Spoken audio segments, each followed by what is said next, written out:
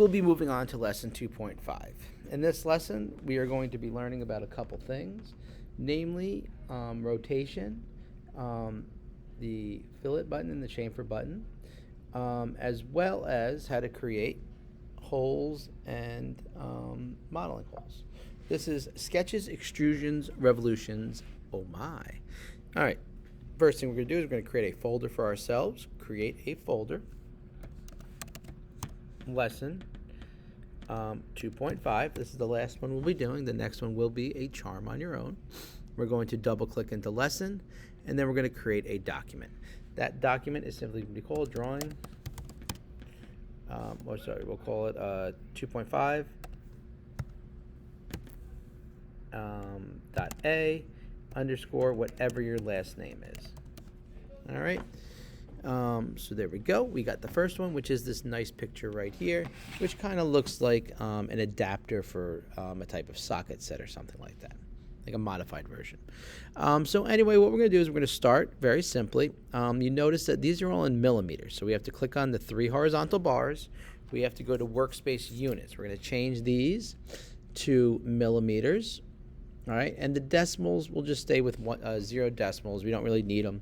You're not getting in a fraction of a millimeter or anything like that. All this other stuff really doesn't matter right now, so we'll just leave it. Next thing we're going to do is we're going to start, instead of sketching the cylinder right here as a circle and then extruding it up, we're going to make it a rectangle and turn the rectangle, we're going to revolve it around an axis. So I'm going to sketch on the front plane. And the rectangle is going to be pretty much half of this, because when you revolve a rectangle, it creates a cylinder. Now, since the diameter of the rectangle is 40, what we're going to do is we're going to take half of that, which is 20. And now the height is still 30. So we're going to make a 20 by 30 rectangle. Start at the origin. All right, drag it over. We're going to make it 20 wide. All right, enter. And 30 high.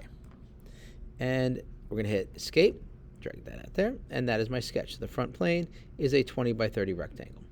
If I click up here, you can see simple rectangle. Now what we're going to do is we're going to revolve it. The revolve button right here, it looks kind of like a donut that someone took a bite out of.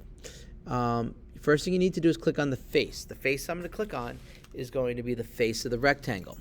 Now I'm going to click on this red thing here that says revolve around what axis. So depending on where I pick, it will revolve. So if I pick the top, it'll look like that. That's not what I want. I want the, pretty much from looking at the front, I want the y-axis. So when I hit that, what happens is it makes our cylinder. It makes our base piece. All right. Solid, new, edge of sketch 1, and the face of the sketch.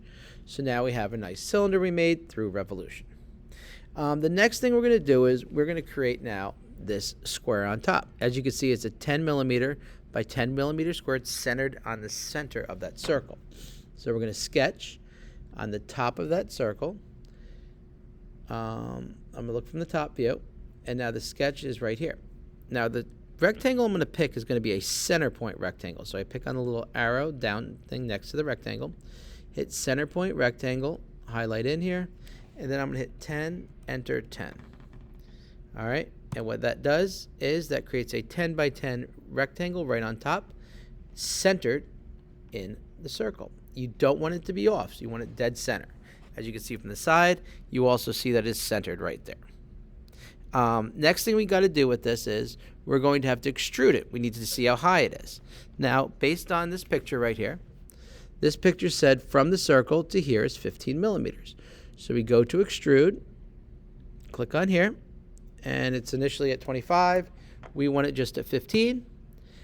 That's good. We're adding it. Excellent. And now you have 15. So now we have a basic figure, and all we have to do is fancy it up a little bit. We're going to have to throw a fillet, and we have to throw a chamfer in. All right, as you can see, this is a little slanted down here, and this also has a slant right here. So in order to do this, you're going to have to use buttons up here. First thing we're going to do is we're going to do the top. That's a fillet right here. If you click on there, right there. Now, all you're going to do is you pick the pieces that you want to fillet.